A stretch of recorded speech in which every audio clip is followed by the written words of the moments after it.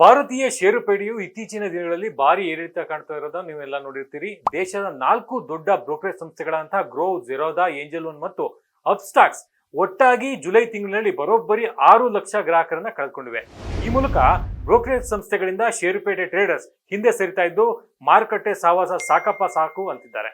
July ತಿಂಗಳಿನಷ್ಟೇ ಅಲ್ಲದೆ ಈ ವರ್ಷದಲ್ಲಿ ನಿರಂತರವಾಗಿ ಬ್ರೋಕರೇಜ್ ಸಂಸ್ಥೆಗಳು ಗ್ರಾಹಕರನ್ನ ಕಳೆದುಕೊಂಡಿವೆ.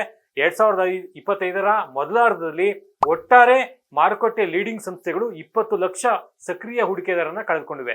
ಈ 4 ಸಂಸ್ಥೆಗಳಷ್ಟೇ ಅಲ್ಲದೆ ಮೇರೆ asset capital, phone pay wealth, share Khan securities ಮತ್ತು ಮೋತಿಲಾಲ್ ಓಸ್ವಾಲ್ ಫೈನಾನ್ಷಿಯಲ್ ಕೂಡ ಜುಲೈ ತಿಂಗಳಲ್ಲಿ ಹೆಚ್ಚು ಗ್ರಾಹಕರನ್ನ ಕಳೆದುಕೊಂಡಿವೆ.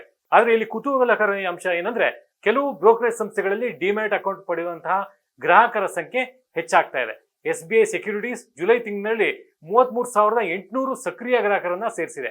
ಇದೇ ಒಂದು ವೇಳೆಯಲ್ಲಿ ಪೇಟಿಎಂ ಮನಿ 22,100 ಗ್ರಾಹಕರನ್ನ ಹಾಗೂ ICICI ಸೆಕ್ಯೂರಿಟೀಸ್ 10,800 ಗ್ರಾಹಕರನ್ನ ಸೇರಿಸಿದೆ. ಇತರ ಸಂಸ್ಥೆಗಳಂತಹ Aartiya broking, Choice Equity Broking, Money Wise Finvest ಮತ್ತು ಜೈನಮ್ ಬ್ರೋಕಿಂಗ್ ನಲ್ಲೂ ಸಹ ಸಬ್ಸ್ಕ್ರೈಬರ್ಸ್ ಹೆಚ್ಚಿದ್ದಾರೆ.